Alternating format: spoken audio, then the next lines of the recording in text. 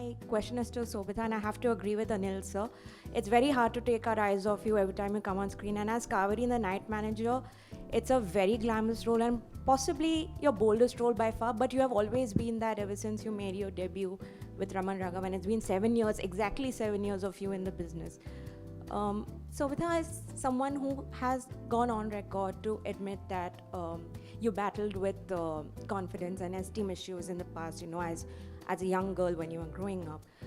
What do you tell yourself when you have to play characters that you usually do in your films and shows? Because these are very bold, unabashed, unapologetic women that you portray on screen. But what's your process? What do you tell yourself? How do you bring yourself to that mind space? Actually, the word battle is very strong. Sure, I grew up thinking that, okay, maybe I'm not the coolest kid on the block, and that's okay. I don't think it's so much I was struggling with it, or I was battling confidence issues. I don't think it was so steep. But I guess sometimes some of the things you say, they come out in print sounding way more aggressive. Sure, I was nerdy, and I was a very geeky kid. So for me, I just didn't think that I would naturally belong in this world because it was just so fantastical.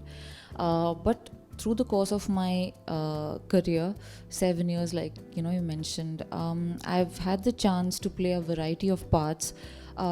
Some pretty looking characters, some not, and I think so much is also about connecting with their conflict. When you understand what they're struggling with, or what the character is really dealing with, what are her circumstances, and you focus on that, there's a certain authenticity that comes in. And whatever, and I think I've not always played parts that are supposedly good looking or whatever. And confidence, I think, is not a destination, it's a journey. On some days you feel great, on some days you feel a bit low. Some days I feel like my merit has been validated by some bright minds like you guys, and I feel great. And on some days I'm like, shit, my life is over. I think it's okay, it's a journey. I'm very fortunate that filmmakers put their faith in me, and they give me parts that are as glamorous, as intense. It's really a pleasure. I am not burdened by it. This has really been a privilege. Sir, you have done wonderful films throughout your career, but one film, Aashki 2, was favorite with the viewers, as well as might be you will be loving the film. So Aashki 3 is coming, Karthik and Fatima has been finalized. So do you think they can do the same magic as you and Shraddha ma'am have done on your screen? No, why not, yeah. But it's been Karthik and Fatima, is it? Yeah.